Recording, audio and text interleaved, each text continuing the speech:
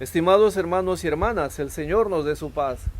La liturgia de este domingo nos presenta el antagonismo entre el justo y el injusto, dos realidades propiciadas por un mismo sistema político, religioso, social, que dibujan o desdibujan personas que llegan a los extremos en los sistemas de relacionalidad. La primera lectura, que está tomada del libro de la Sabiduría, capítulo 2, los versículos del 17 al 20, nos narra la situación del justo como la más viva acusación contra la injusticia del mundo, que quiere silenciar al justo, excluirlo y eliminarlo a fin de mantener la injusticia. El libro de la Sabiduría es un libro deuterocanónico que, grosso modo, es la Biblia de los judíos residentes fuera de Palestina, especialmente en Alejandría. Esta obra trata de enseñanzas concernientes a las inquietudes de los creyentes judíos y también de los griegos que aspiran a la sabiduría. Este libro quiere dar respuesta a las situaciones inherentes de la vida, como la injusticia, la muerte, la maldad y el destino de aquellos que mueren practicando la justicia. Para entender el sentido cristiano de la resurrección, es imperativo la lectura del libro de la Sabiduría, sin la cual careceríamos de contenido en el Primer Testamento para entender la resurrección de Jesús, especialmente en esta primera lectura. El texto de hoy, en sus 20 primeros versículos, nos presenta el modo como los operadores del mal ponen a prueba la paciencia y la resistencia del justo, un tema tan actual en nuestro mundo, donde el que no piensa igual que nosotros, incluso en el escenario eclesiástico, es excluido, estigmatizado y rechazado. El llamado a evitar el mal y buscar la justicia es un tema recurrente en la obra, al punto que en 1:1 aparece la exhortación a los que tienen el cargo de gobernar que lo hagan teniendo en cuenta precisamente la justicia. Del capítulo 1, 16 al capítulo 2, 24 aparece la figura del impío que tiende a buscar el mal por el mal. La cuestión es mucho más grande en el sentido de que no solo describe el accionar del mal, sino también el pensamiento que tiene el malvado sobre el sentido de la vida. Así como aparece en 2:1 adelante, la muerte como el fin de todo y la violencia como un supuesto camino acertado, destruyendo incluso aquel que pueda oponerse al mal. Es esta la motivación del malvado, querer arrancar de en medio al justo porque su presencia incomoda.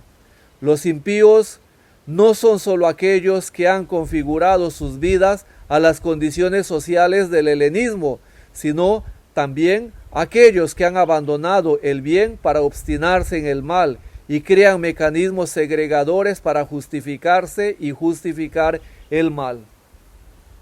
El Evangelio tomado de San Marcos, capítulo 9, los versículos del 30 al 37, nos presenta la identidad de ese justo que comienza a revelar por segunda vez su verdadera identidad como Mesías justo, que necesariamente debe padecer para configurar en su ser toda la realidad de un Dios que se anonada para redimir el sufrimiento de los sufridos de la historia y elevarlos a la plenitud de la vida.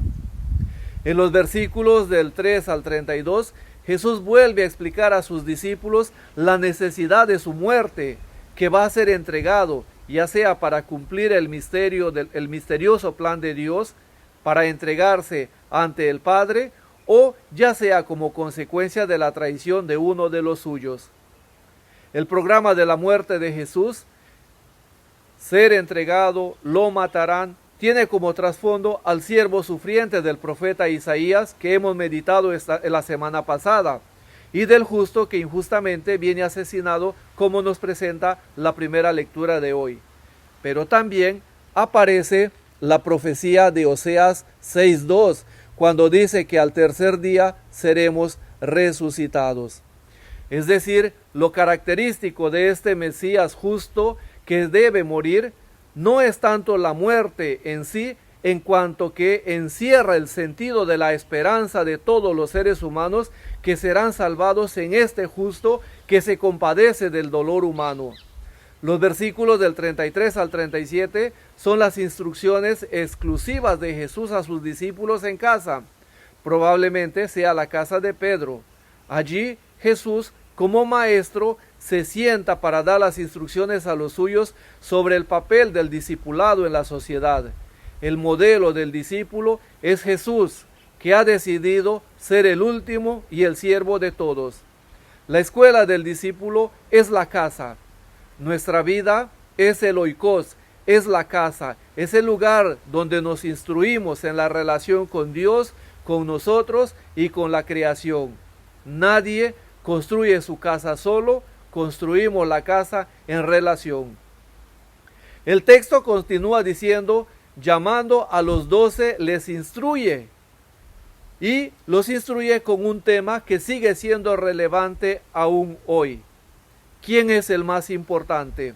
Esto es un tema fundamental que nunca debe pasar desapercibido de nuestra conciencia de ser el último, es decir, eschatos, y ser los servidores, es decir, diáconos de la humanidad. Jesús no usa la palabra esclavo, duolos, porque el esclavo hace las cosas porque le toca hacer. Carece del ejercicio de la libertad para realizar determinadas acciones.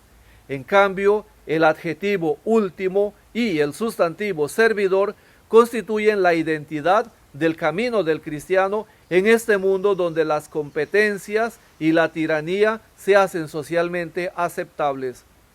El servicio en la cultura greco-romana tenía solo valor honorífico siempre y cuando estaba en función del Estado, pero cuando va orientado a las personas se consideraba un trabajo indigno de los hombres libres.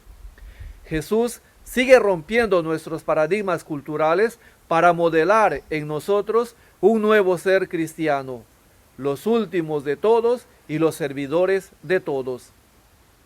Pues la vida cristiana adquirirá un nuevo significado cuando la noción de diaconía no esté en función del culto, en cuanto que esté en función de la humanidad que está hambrienta de pan, de esperanza, de palabra, que llene de paz en su corazón, de manos amables para servir en sus necesidades, en la necesidad del reconocimiento del otro, teniendo en cuenta que el principio de la alteridad, que el otro que parece diferente a mí es parte de mi identidad.